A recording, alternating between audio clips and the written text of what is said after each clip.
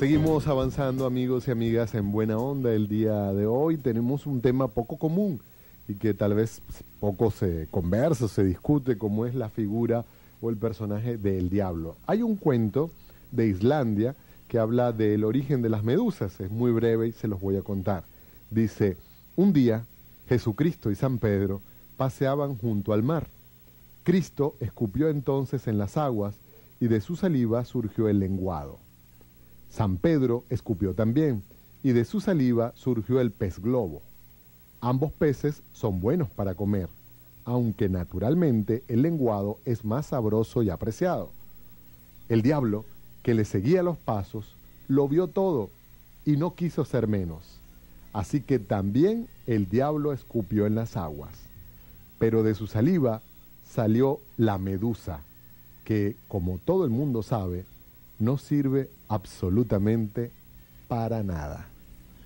Y eso supieras que refleja un tema bastante común en la historia del diablo, que es que siempre se ha representado al diablo como un imitador de Dios, como un imitador pero que realmente lo hace mal. Y un envidioso. Y un ¿no? envidioso, claro. Fíjate que estábamos hablando en el segmento anterior de que la figura del diablo en el Antiguo Testamento no figura casi, solo en el libro de Job y alguna que otra referencia en otros libros, pero no es muy claro. En el Nuevo Testamento sí es mucho más prominente. Pero tampoco está bien claro a qué se llama eso de diablo en el Nuevo Testamento. En el Nuevo Testamento hay mucha mención de él, pero no hay una plena descripción de qué es. Ciertamente se concibe, por ejemplo, que entra en las personas y las posee, entonces los casos de posesión demoníaca, y Jesús exorciza a muchos personajes con los que él se encuentra. Que tenía el demonio Que tenía el demonio, exactamente, muchos, que lo más probable es que fuera alguien con epilepsia, ¿no? Pero en el entendimiento de aquella época se pensaba que era un demonio que había entrado. Y también en el libro de Apocalipsis, el último libro de la Biblia, se concibe una batalla cósmica al final de los tiempos entre Cristo y el dragón, que ese dragón pues no está muy claro si es o no Satanás, pero la interpretación tradicional es que sí es Satanás. Ahora, el diablo tiene muchos nombres. Satanás, que como te decía, significa el acusador. Diablo, que viene de la palabra griega diabolos, que es más o menos también significa el acusador, el que difama. Y también se le llama Lucifer. Pero esta palabra de Lucifer quiere decir en latín el que lleva la luz. Y es una cosa muy extraña porque ¿de dónde sale eso? ¿No? Sí, contradictorio. ¿Cómo el diablo va a llevar la luz? Se supone que más bien es el príncipe de las tinieblas. Bueno, resulta ser que hay un texto en el Antiguo Testamento, creo que es en el libro de Isaías, que habla de un rey X y dice, ay, pobrecito él, que él el que lleva la luz. Y entonces los posteriores autores cristianos que leyeron esos textos identificaron a esa referencia con el diablo. Y entonces decían, bueno, eso que está describiendo ahí, que lleva la luz, porque se supone que es la luz de la mañana, el lucero de la mañana, que es la estrella de la mañana, que es realmente el planeta Venus, decían, eso que se describe en ese pasaje, eso es el diablo, porque es que está cayendo del cielo. Y entonces se inventó esta historia, o se formuló esta historia, de que el diablo originalmente era un ángel creado por Dios, y fue un ángel caído, lo mismo que el lucero de la mañana que cae en el cielo. En rebeldía. En rebeldía. Y que su gran pecado fue la envidia y querer ser como Dios, pero le salen mal las cosas. Y de hecho, mucha de la gente que ha seguido al diablo, los llamados satanistas, desde la Edad Media, han tratado de imitar los ritos cristianos, pero haciendo como una parodia. Entonces, si los cristianos tenían su misa, por ejemplo, los satánicos han hecho su misa negra y cosas así por el estilo. ¿Qué te parece? Bueno, y también esto se refiere al tema de Luzbel o Lucifer como un arcángel de el séquito de arcángeles también. Entonces tenemos a un Miguel, a un Rafael, a un Tobías y también a un Gabriel y a un Luzbel, que aparentemente pertenecía a esa corte, pero entra en confrontación y es expulsado, ¿no? También viene ese otro mito. Nada de eso viene de la Biblia, es lo curioso. Nada de eso. Nada de eso viene de la Biblia. Interpretaciones posteriores. Básicamente, o sea, lo que la Biblia dice sobre el diablo es muy poco, realmente. Hay mención en el Nuevo Testamento de mucho, pero todas estas historias de que era un ángel caído, nada de eso realmente está en la Biblia. Pero sí, ciertamente las tradiciones posteriores lo han enriquecido. Hay un poema que es realmente una joya de la literatura del siglo XVII, del poeta inglés John Milton.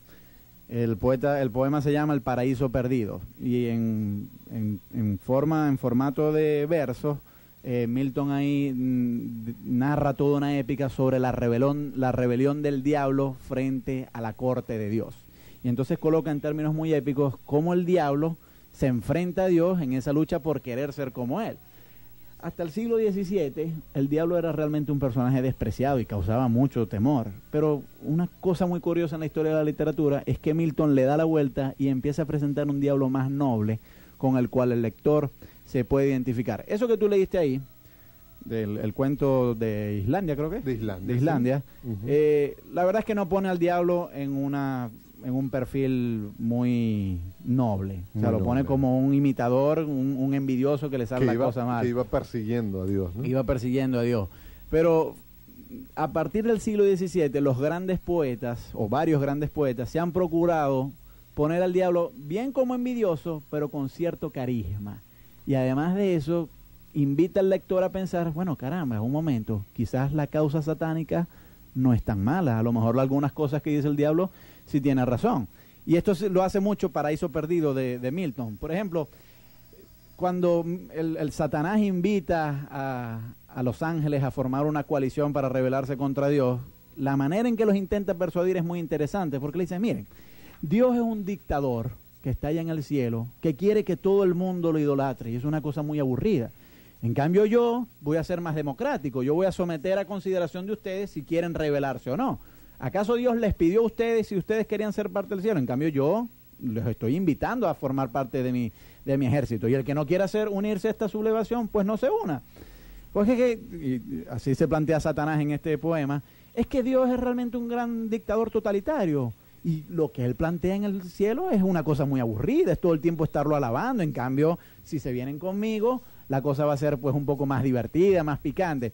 Y entonces a partir de ahí, la literatura le ha interesado explorar este tema del diablo como un personaje más simpático de lo que se presentaba en la Edad Media. Y yo creo que en la cultura contemporánea, pues la figura del diablo ha atravesado una gran transformación en la medida en que se ha volcado a ser un personaje con mayor simpatía. Por ejemplo, el Diablito Underwood es un personaje que genera cierta simpatía. Hay un grupo de vallenatos en Colombia que se llaman Los Diablitos. Obviamente ellos no se colocan ese nombre para causar miedo, sino más bien para generar simpatía, para decir, estos son unos personajes simpáticos.